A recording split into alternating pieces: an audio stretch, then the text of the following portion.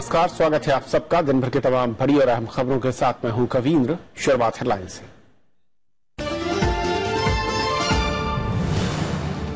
उत्तर प्रदेश में मांस कारोबारियों की हड़ताल, बूचड़खानों को बंद करने की मनमानी का आरोप। सरकार ने कहा चिकन और अंडा बेचने पर पाबंदी नहीं।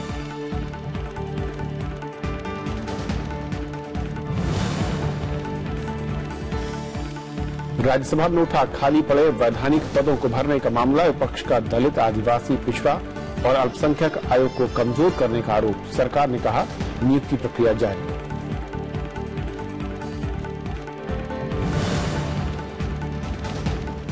वित्त विधेयक में 40 से अधिक संशोधनों पर विपक्ष ने उठाए सवाल। राज्यसभा की भूमिका समाप्त करने का लगाया आरोप। कांग्रेस ने राजनीतिक दलों को कॉर्पोरेट चंदे की सीमा खत्म करने की पूछी वजह।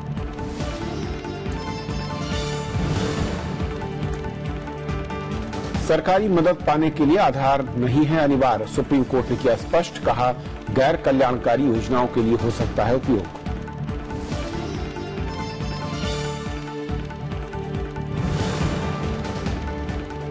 किसान आत्महत्या पर सुप्रीम कोर्ट सख्त, 4 सप्ताह में केंद्र से मांगा योजना का ब्यौरा। कहा खुदकुशी की वजहों की हो पड़ताल।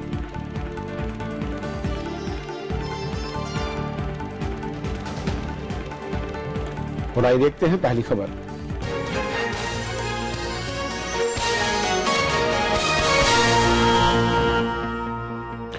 उत्तर प्रदेश में मीट कारोबारियों की बेमियादी हड़ताल जारी है और उनका आरोप है कि बूचड़खानों पर मनमाने तरीके से कार्रवाई करने से उनके सामने रोजगार का संकट खड़ा हो गया है।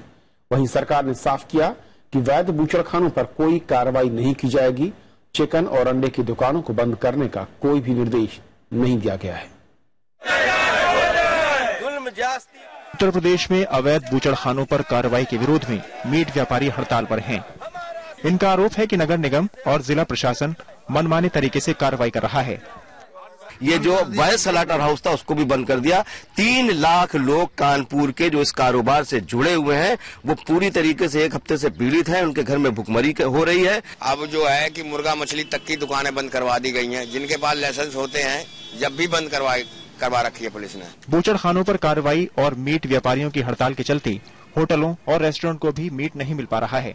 कोई तो सूरत ऐसी बने कि भाई जिससे छोटे दुकानदारों को तो मीट मिले, जो कारोबार है वो अपना चलता रहे। उससे ये है कि भाई 1-2 का तो परिवार है नहीं, इसमें कितने परिवार पलते इससे।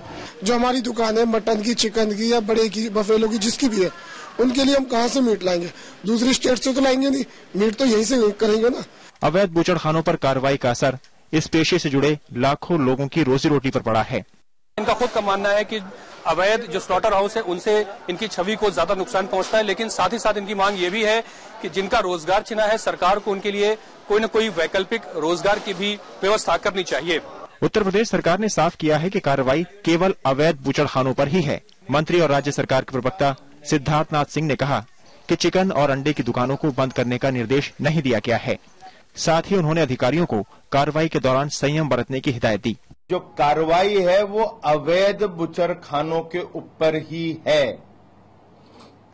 अवैध, जिनके पास लाइसेंस है उनको डरने की आवश्यकता नहीं है और न ही कोई आदेश या निर्देश है चिकन या अंडे की दुकानों को बंद करने का। मीट कारोबारियों के एसोसिएशन का आरोप है कि लाइसेंस के लिए कई डीलरों ने आवेदन किया है, लेकिन कई सालों से इस पर कोई सुनवाई नहीं हुई है। ऐसे में अवैध बूचड़खाने बंद करने से लाखों लोग बेरोजगार हो गए हैं। Bureau report, Rajya Sabha TV. विपक्षी दलों का कहना है कि राज्य सरकार को सुनिश्चित करना चाहिए कि वैध रूप से चल रही दुकानों पर कार्रवाई न हो। वहीं उत्तर प्रदेश सरकार ने इसे राजनीतिक रंग न देने की नसीहत दी। बस सरकार बनी और शाम को सारे स्लॉटर हाउस बंद करें। चलो अब लीगल इलीगल है, लेकिन कहीं ऐसा ना हो लीगल के नाम पर पुलिस की कमाई बढ़ जाए और जो छोटे छोटे जो मीट बेचने वाले व्यापारी हैं उनका उत्पीड़न बढ़ जाए। जो बीजेपी की गवर्नमेंट ने जो फैसले लिए हैं और उसका क्या रिएक्शन हो रहा है, हमारी पार्टी की पैनी नजर है। इसका जवाब हम जो है बिल्कुल उचित समय पर देंगे। पर जहाँ वैध है वहाँ पे अगर बिक्री हो रही है तो उसके लिए तो मेरे ख्याल से कोई रोक नहीं है और ये सरकार ने स्पष्ट भी किया है। सरकार को चाहिए कि पहल करके बातचीत करके वैध वेंडर्स जो हैं उनकी बिक्री कराए। जो दलित हैं, जो माइनॉरिटी के लोग हैं, गरीब गुरबा, वे ही लोग ज्यादा इस पैसे में लगे हैं। अब मुर्गा की दुकान जगह जगह फुटपाथ पर खड़ा होकर के शहर से बाहर जो लोग कर रहे हैं, उनके साथ भी ऐसा ही हो रहा है। जो एनजीटी के ऑर्डर हैं और सुप्रीम कोर्ट के भी ऑर्डर हैं, जो लोग भी इसको राजनीतिक रंग देने की कोशिश कर रहे हैं, भारतीय जनता पार्टी उस मुहिम की कड़ी निंदा करती है। और इस पूरे मसले पर और बातचीत करने के लिए हमारे साथ सिराजुद्दीन कुरैशी साहब हैं, जो कि मैनेजिंग डायरेक्टर हैं हिंद एग्रो इंडस्ट्रीज लिमिटेड के। सिराजुद्दीन कुरैशी साहब, स्वागत है आपका राज्यसभा टीवी पर। सबसे पहले तो जिस तरीके से ये स्ट्राइक चल रही है और सरकार, राज्य सरकार की ओर से जो बयान, आधिकारिक बयान में कहूं जो आया है कि सिर्फ अवैध बूचड़खानों पर कार्रवाई के बारे में कहा गया है, जिसमें चिकन और अंडे के व्यवसायियों को इससे अलग रखा गया है, उन पर कोई भी कार्रवाई नहीं होगी, नहीं डरने की जरूरत नहीं है। उसके बाद भी स्ट्राइक का अर्थ क्या है? जी देखिए, पहली बात तो मैं आपको ये बताना चाहता हूं कि जो इलीगल स्लॉटर हाउस है उसकी कोई डेफिनेशन बयान नहीं की गई। हमें ये नहीं मालूम किसको लीगल कह रहे हैं, किसको इलीगल कह रहे हैं। देखिए, जो दुकानदार हैं और जो वहां से माल लेकर जाते हैं अपनी दुकानों पे स्लॉटर हाउस में काटते हैं, वो जो स्लॉटर हाउस हैं सारे के सारे कारपोरेशन के हैं। और कारपोरेशन के जो स्लॉटर हाउस होते हैं, उससे उस कारपोरेशन के स्लॉटर हाउस के अंदर क्या होता है कि लोग आते हैं, माल काटते हैं और ले जाते हैं और अपनी छोटी छोटी दुकानों पे डिस्टेंसेस पे लेकर जाते हैं, बेचते हैं। सरकार को अगर ये स्लॉटर हाउस बंद करने थे तो सबसे पहले उनके लिए कोई ऐसी सहूलत मुहैया कराती कि वहां पे जाके अपना माल काट सकते थे, क्योंकि अब ये लोग जो है घर में माल नहीं काट सकते, सड़क पे माल नहीं काट सकते और कोई ऐसी जगह नहीं है जहां पे ये माल काट सकते हो। सरकार को देखिए, ये सरकार की जिम्मेदारी है कि छोटे छोटे बूचड़खाने जो बनाए, स्लॉटर हाउसेज जो है वो थोड़े से दूर पे भी जाएंगे तो लोग वहां पे काट लेंगे। यूपी के अंदर कम से कम 100 से ज्यादा स्लॉटर हाउस होने चाहिए और जो गवर्नमेंट की अप्रूवल से होने चाहिए और लीगल होने चाहिए। उसे बहुत ज्यादा खर्चा नहीं आता है, लेकिन लेकिन अगर सरकार की ओर से जो कहा जा रहा है, उससे कहा गया जो कारोबार कि स्लॉटर हाउस जो खुले हुए थे, जिनको परमिशन दी गई थी, यानी कि एनओसी डिस्ट्रिक्ट एडमिनिस्ट्रेशन से, इसके अलावा जो एनओसी एपीडीए से मिलती है, जिनके पास वो एनओसी है, जो प्रॉपर गवर्नमेंट की नॉर्म्स को फॉलो कर रहे हैं, उन पर कोई भी कार्रवाई नहीं की जाएगी। उन्हीं पर कार्रवाई की जा रही है जो कि बड़ी संख्या में बिना एनओसी के अवैध तरीके से चल रहे थे। ये देखिए, ये जो बात कर रहे हैं, ये उनकी बात कर रहे हैं जो एक्सपोर्ट स्लॉटर हाउसेज हैं। मैं उनकी बात नहीं कर रहा, मैं बात कर रहा हूं आम लोगों की जो इससे आज मुब्तला हुए हैं। वो लोग जो हैं उस बड़े स्लॉटर हाउस में नहीं जाते हैं, बल्कि ये जो सरकारी स्लॉटर हाउसेज हैं उन्हीं के अंदर जाके माल काटते हैं। और स्लॉटर हाउसेज की लाइसेंस वगैरह की अथॉरिटी जो है वहां की लोकल गवर्नमेंट की लोकल बॉडी की होती है, कारपोरेशन की होती है। उन्होंने कोई भी स्लॉटर हाउस बना के नहीं दिया, सिर्फ सरकारों की जिम्मेदारी आती है। तो ये जो है वहां के अवाम आमतौर पर आप कहते हैं 3 लाख, मैं कहता हूं इसके अंदर करोड़ लोग जो इन्वॉल्व हैं। आप ये मत समझिए कि जो लोग दुकानदार है वो इसमें इन्वॉल्व है, उसकी पूरी फैमिली हो गई, फार्मर हो गए, ट्रांसपोर्टर हो गए, पैकर्स हो गए, ये सारे के सारे लोग भी इसी इंडस्ट्री से इन्वॉल्व हैं। मैं कहता हूं, सरकार से दरखास्त करता हूं कि वो इस पर थोड़ा सा गौर करे और वहां पे यूपी के अंदर स्लॉटर हाउसेज बनाने की परमिशन दे और बहुत जल्दी स्लॉटर हाउस बन सकते हैं ताकि ये लोग अपनी रोजी रोटी से जुड़ जाएं। वरना ये जो हड़ताल है ये सिर्फ यूपी में न रह के ये पूरे हिंदुस्तान में चली जाएगी। और ये लोग जो है इसमें इतने परेशान है कि लोगों के पास पैसे नहीं है, रोटी रोजी के लिए पैसे नहीं है, बच्चों को फीस देने के लिए पैसे नहीं है। ये बच्चे जो हैं ये भूखे मरेंगे और इससे अफरा तफरी फैलेगी। उससे लेकिन कुरैशी साहब, जिस काम धंधे को करने के लिए अगर सरकार कह रही है कि उन्होंने पैरामीटर्स को फॉलो नहीं किया है, लाइसेंस नहीं लिया है, उस काम धंधे को सरकार, क्या आपको लगता है कि ये वाजिब होगा कि उसे वो परमिशन देती रहे अनटिल अनलेस कोई एक सेकेंड रूट मैप ना हो? सरकार ये कह रहे हैं कि हम तैयार कर रहे हैं, नई प्लानिंग के साथ हम उतरेंगे, लेकिन तब तक कोई भी अवैध स्लॉटर हाउस नहीं चलेगा। नहीं, जब तक तो सरकार को जहां पे अभी तक चल रहे थे, जो सदियों से चल रहे हैं, सरकार को चाहिए कि उनको अभी थोड़ी परमिशन दे दें और सरकारी अमला वहां जाके उसके ऊपर निगरानी करे, अपने कंट्रोल में कराए, सफाइयां वहां पे कर दे।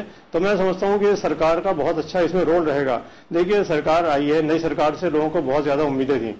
उनको ये भी चाहिए कि जितनी लोगों को उम्मीद थी वो उनकी उम्मीदों में पूरा उतरे।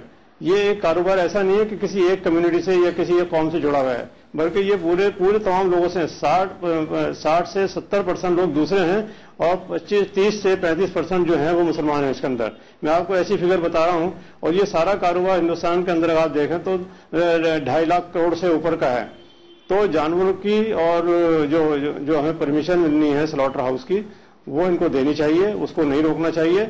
जहां क्या कोशिश इसके पीछे एक बड़ा महीने के लिए और सबर कर, बड़ा कारण ये रहा है कि अब तक इस पूरे धंधे को अगर गैर सरकारी तरीके से या फिर मैं कहूं कि जो अवैध है उनको वैध तरीके से चलाने की कहानी करप्शन के जरिए होती रही। स्थानीय प्रशासन जो कि परमिट देता है, नगर निगम कई जगहों पर हैं, उनके अधिकारी, उनके से जुड़े लोग आप लोगों से पैसे, आप जैसे जो कारोबारी उनसे पैसे लेकर इस काम की परमिशन देते रहे, जिसके चलते आज ये हालात बने हैं।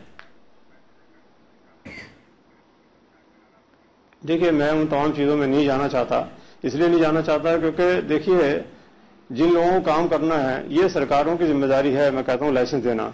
ये लोग जिनके पास लाइसेंस है उनकी दुकानें बंद कर दी गई। जब उनसे पूछा गया कि ये दुकानें क्यों बंद कर रहे हैं, कहते हैं लाइसेंस आपके पास जरूर है लेकिन आप माल कहां से लाएंगे। जाहिर है कि माल तो स्लॉटर हाउस में कटेगा तभी दुकान पे आएगा। तो उनके लाइसेंस भी रद्द कर दिए गए। उनको लाइसेंस, जिनके पास लाइसेंस है उनको दुकानें खोलने की परमिशन दी जाए और उनसे कहा जाए कि आप ऐसी जगह से माल काट के लाएं जहां पे जो एक्सपोर्ट के स्लॉटर हाउस हैं या जो लीगल स्लॉटर हाउसेज हैं वहां पे भी काट सकते हैं। लेकिन मेरी दरखास्त है सरकार से कि वो इनके लिए स्लॉटर हाउस बनाएं, और यूपी के अंदर बहुत सारे स्लॉटर हाउस की जरूरत है कि वहां पे 25% जो है कम से कम ये जानवर भी हैं, 25% लोग जुड़े हुए भी हैं, 25% वहां की आबादी भी है हिंदुस्तान के मुकाबले में। तो इन तमाम चीजों को सरकार देखे, और सरकार के साथ हम लोग हैं, हमें कोई सरकार से किसी तरह की भी कोई शिकायत नहीं है। लेकिन हम ये चाहते हैं कि हमारी जो रोजी रोटी है, खासतौर पर जो छोटे छोटे लोग हैं, उनकी रोजी रोटी पे आंच ना आए। मैं ऑल इंडिया जमीयत प्रदेश का सदर भी हूं हिंदुस्तान का, तो मेरे पास जितने टेलीफोन सुबह से रात तक आते हैं और जितने लोग परेशान होते हैं, आज उन्होंने हड़ताल की यूपी के अंदर उन्होंने ये तय किया है कि हम पूरे हिंदुस्तान के अंदर हड़ताल कर देंगे, और उनका साथ जो है चिकन वाले भी देंगे, मछली वाले भी देंगे, और जो दूसरे नॉन वेज आइटम्स हैं उसके लिए भी वो देंगे। तो मेरी आवाज जारी होगी सरकार के पास। मैं बिल्कुल उम्मीद करते हैं कृषि साहब की जो आपने बातें कही हैं सरकार उन पर गौर करे, और इनकी दुआएं, और सरकार जो बात कर रही है वो कम से कम आप जैसे जो व्यापारी हैं, ऐसे धंधे से जुड़े लोग हैं, वो आमने सामने बैठकर इसका हल निकालें, ताकि दोनों ही पक्ष जो बात कर रहे हैं उसको कानूनी तरीके से बढ़ा सके और किसी की रोजी रोटी पर भी संकट ना आए। बहुत शुक्रिया आपका हमारे साथ जुड़ने के लिए आपका। और ये थी पहली खबर। छोटा सा ब्रेक, और ब्रेक के उस पार जन्म की दूसरी बड़ी खबर।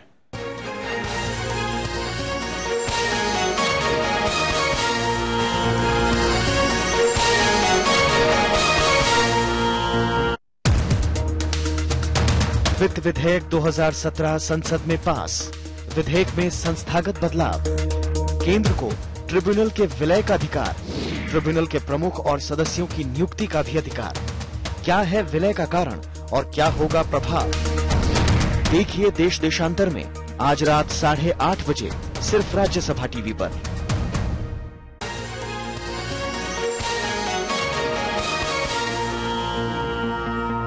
राज्यसभा में आज वैधानिक आयोगों में खाली पड़े पदों को लेकर अवरोध हुआ। विपक्ष ने आरोप लगाया कि भर्तियों में देरी कर सरकार इन संवैधानिक आयोगों को कमजोर कर रही है।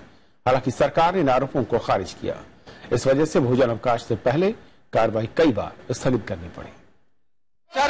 राज्यसभा में सोमवार को दलित, आदिवासियों, ओबीसी और अल्पसंख्यकों से जुड़े आयोगों में खाली पद भरने में देरी का मामला बड़ा मुद्दा बना। कांग्रेस सांसद नरेंद्र बुडानिया ने शून्यकाल में ये मुद्दा उठाया। उन्होंने कहा कि अल्पसंख्यक आयोग में अध्यक्ष और सभी 5 सदस्यों के पद रिक्त हैं। इस प्रकार की संवैधानिक संस्थाओं को कमजोर किया जाएगा। इस तरह से हमारी संवैधानिक संस्थाओं को एक सोची समझी रणनीति के तहत इस प्रकार के संदेश इस देश में देना, मैं समझता हूं कि हमारे देश के प्रजातंत्र के लिए बहुत खतरनाक है। अल्पसंख्यक मामलों के मंत्री मुख्तार अब्बास नकवी ने भरोसा दिलाया कि रिक्त पद जल्द ही भरे जाएंगे। उन्होंने बताया कि जैन समुदाय के सदस्य को प्रतिनिधित्व देकर आयोग को फिर से गठित किया जाएगा। माइनॉरिटी कमीशन के मेंबर्स और माइनॉरिटी कमीशन के चेयरमैन की नियुक्ति की प्रक्रिया चल रही है। इसी बीच में जैन कम्युनिटी के माननीय सदस्यों ने, उस कम्युनिटी के लोगों ने मांग की कि इस माइनॉरिटी कमीशन में जैन समाज के लोगों का भी प्रतिनिधित्व होना चाहिए, और इसलिए हम आपको विश्वास दिलाते हैं कि माइनॉरिटी कमीशन का गठन, उसका मेंबर, उनके चेयरमैन का गठन शीघ्र होगा। सरकार के आश्वासन का विपक्षी सदस्यों पर कोई असर नहीं हुआ। विपक्ष ने आरोप लगाया कि सरकार वैधानिक आयोगों के कामकाज को लेकर गंभीर नहीं है। None of these 4 commissions, statutory commissions, are working. They have not been constituted. Neither Minorities Commission, SC, ST. No, he explained the rationale. Commission. What is the explanation, sir? Okay. इसके बाद Congress, JDU, CPM, Samajwadi party और BSP सदस्य अवरोध करने लगे। इस वजह से शून्यकाल और प्रश्नकाल नहीं चल पाया। कृति मिश्रा, राज्यसभा टीवी। राज्यसभा में वित्त विधेयक 2017-18 पर चर्चा करते हुए विपक्षी दलों ने सरकार पर क्रोनी कैपिटलिज्म को बढ़ावा देने के आरोप लगाए और वित्त विधेयक में इनकम टैक्स, प्रॉपर्टी, पार्टियों को कॉर्पोरेट चंदे समेत कई महत्वपूर्ण कानूनों में संशोधन के प्रस्ताव की आलोचना की है। Which party it is going to, nobody will know. Even the shareholders will not know, because it will be reflected in the profit and loss account, and if it's reflected in the profit and loss account, the name of the party will not be reflected there. Only the amount will be reflected. So this is the surest way to ensure that the political party in power gets all the funding that it needs. क्या आपने नियम बना दिए, क्या amendment कर दिए? Income tax में आप सारी पावर इनकम टैक्स के अधिकारियों को देते चले जा रहे हैं।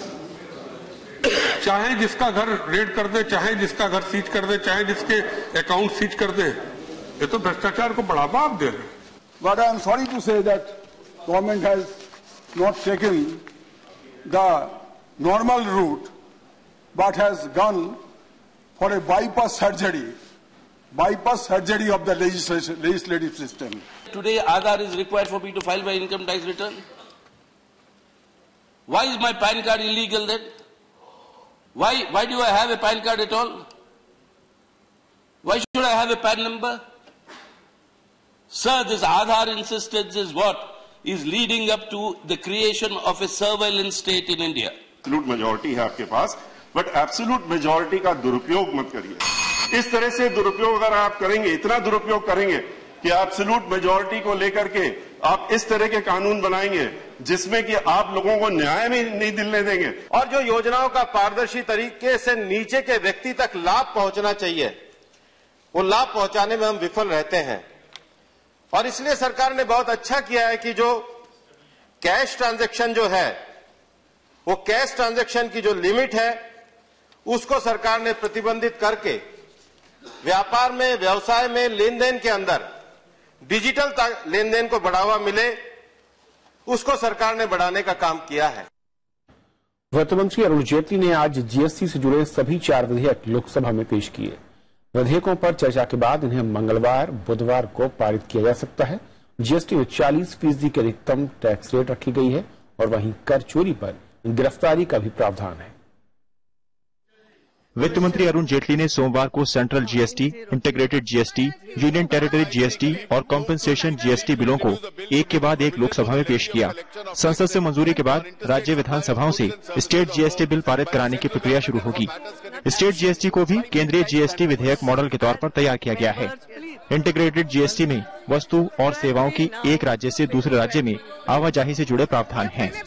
Madam, I seek move to introduce a bill to make a provision for the levy of collection of taxes on interstate supply of goods and services of both by the central government and for matters connected therein or incidental thereto. हालांकि विपक्ष ने सवाल उठाया कि चारों विधेयक सोमवार की कार्यसूची में शामिल नहीं थे। विपक्ष को इस बात पर भी आपत्ति थी कि उन्हें बिल का अध्ययन करने का पर्याप्त समय नहीं मिला। सरकार ने जीएसटी को 1 जुलाई से लागू करने की समय सीमा रखी है। रविंद्र सिंह शोरान के साथ प्रणव गोस्वामी, राज्यसभा टीवी। सरकार ने कहा है कि एयरलाइंस में सुरक्षा के साथ समझौता नहीं किया जा सकता। एयर इंडिया की एक फ्लाइट में शिवसेना सांसद रवींद्र गायकवाड़ की ओर से कर्मचारियों के साथ मारपीट के बाद ये बयान आया। सोमवार को लोकसभा में शिवसेना सांसद आनंद राव अलसुड रवींद्र गायकवाड़ के बर्ताव की निंदा हुई। हालांकि उन्होंने एयरलाइंस में सफर की अनुमति न देने का विरोध किया और उसे खत्म करने की मांग की। उन्होंने कहा कि इस प्रतिबंध के चलते सांसद महत्वपूर्ण मुद्दों को उठाने के लिए सदन में नहीं आ पा रहे हैं। लेकिन उसको पाबंदी लगाना, उसके जो भी पार्लियामेंट में इश्यू रखना आपके चुनाव क्षेत्र के, उसको वंचित करना, ये बिल्कुल ठीक नहीं है। a member of parliament also is a passenger. Now that the MP has, honorable MP has raised it, we can't have unequal treatment of people of different classes. Supreme court ने कहा है कि कल्याणकारी योजनाओं के लिए आधार को अनिवार्य नहीं बनाया जा सकता। हालांकि बैंक खाते खोलने जैसे कामों के लिए इसका उपयोग हो सकता है। मुख्य न्यायाधीश JS खेर की अगुवाई वाली पीठ ने आज ये बात कही। कोर्ट ने कहा कि आधार से जुड़े मसलों की सुनवाई के लिए 7 जजों की खंडपीठ जरूरी है, लेकिन इस पर बाद में फैसला लिया जाएगा। कई याचिकाओं में आरोप लगाया गया है कि धीरे धीरे सभी कल्याणकारी योजनाओं के लिए आधार को अनिवार्य बनाया जा रहा है, जबकि सुप्रीम कोर्ट कई आदेशों में कह चुकी है कि आधार को अनिवार्य नहीं किया जा सकता। हालांकि सरकार ने कहा कि वो आधार को अनिवार्य नहीं बना रही। We are not making it mandatory. Nobody will be deprived of benefits only on the ground that he doesn't have Aadhaar. We are also making provision to give Aadhaar. A. B. We are also, in case there is no facility immediately, his application is itself is good enough. Supreme court ने केंद्र से किसानों की आत्महत्या रोकने के लिए योजना की जानकारी मांगी है। कोर्ट ने इसे गंभीर मामला मानते हुए 4 सप्ताह में जवाब मांगा है।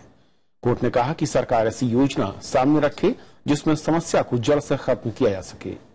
अदालत ने केंद्र से कहा कि वो राज्यों की राय भी ले, क्योंकि खेती राज्य का विषय है।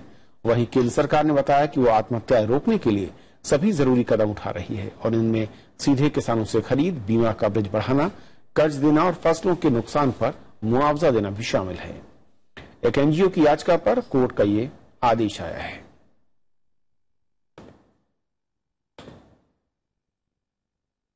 दिल्ली में नगर निगम चुनाव से पहले आम आदमी पार्टी को झटका लगा है। भवाना से आम आदमी पार्टी के विधायक वेद प्रकाश सतीश ने बीजेपी का दामन थाम लिया। बीजेपी प्रदेश अध्यक्ष मनोज तिवारी ने पार्टी की उन्हें सदस्यता दिलाई। वेद प्रकाश ने मुख्यमंत्री अरविंद केजरीवाल की जमकर आलोचना की। उन्होंने कहा कि पार्टी का विधायकों की ओर बर्ताव ठीक नहीं है। वेद प्रकाश ने आम आदमी पार्टी के साथ ही दिल्ली विधानसभा से भी इस्तीफा दे दिया है। पाकिस्तान और श्रीलंका ने कल समुद्र से कई भारतीय मछुआरों को गिरफ्तार किया है और ऐसे मामलों को लेकर भारतीय कोस्ट गार्ड और पाकिस्तान की समुद्री सुरक्षा एजेंसी के बीच अगले महीने बातचीत होगी, जिसमें अनावश्यक तौर से मछुआरों की गिरफ्तारी को रोकने के लिए एक व्यवस्था बनाने की बात होगी। उधर श्रीलंका के साथ भी मछुआरों से जुड़े मुद्दों पर बने संयुक्त कार्यदल की अगले महीने बैठक होनी है। पाकिस्तान ने कल गुजरात के पास समुद्र से पकड़े गए 100 भारतीय मछुआरों को जेल भेज दिया है। उन पर बिना इजाजत पाकिस्तान की समुद्री सीमा में प्रवेश करने का मामला चलाया जाएगा।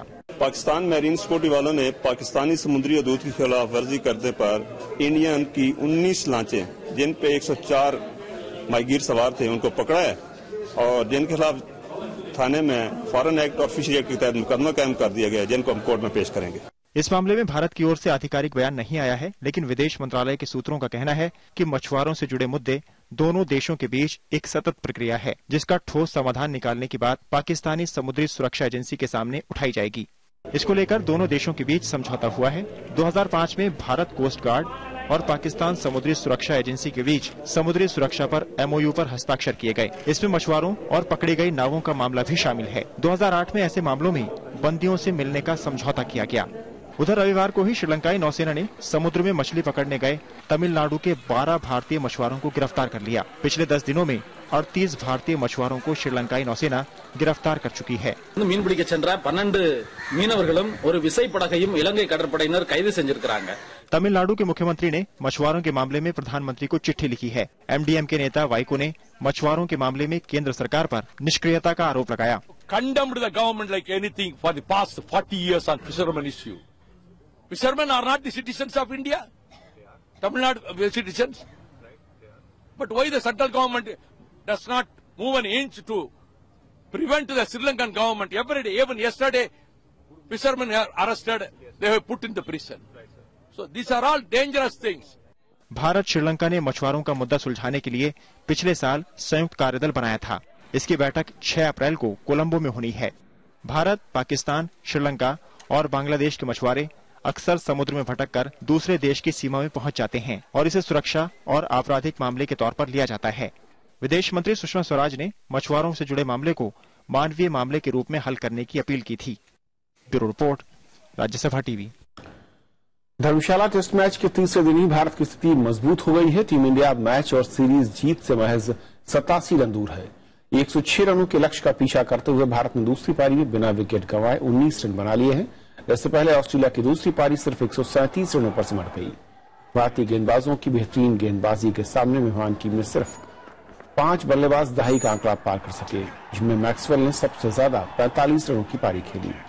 आर अश्विन, रवींद्र जडेजा और उमेश यादव ने 3-3 विकेट लिए तो भुवनेश कुमार को 1 विकेट मिला। और उससे पहले आज भारत पहली पारी में 32 रनों की बढ़त लेने में कामयाब रहा। भारत ने 6 विकेट पर 248 से आगे शुरुआत की। जडेजा ने अर्धशतक और साहा के 31 रनों की बदौलत भारत ने पहली पारी में 332 रन बनाए। जडेजा ने 63 रनों की पारी में 4 चौके और 4 छक्के लगाए। 7वें विकेट के लिए दोनों के बीच 96 रनों की महत्वपूर्ण साझेदारी हुई। तो इस बुलेटिन में फिलहाल इतना ही। नमस्कार।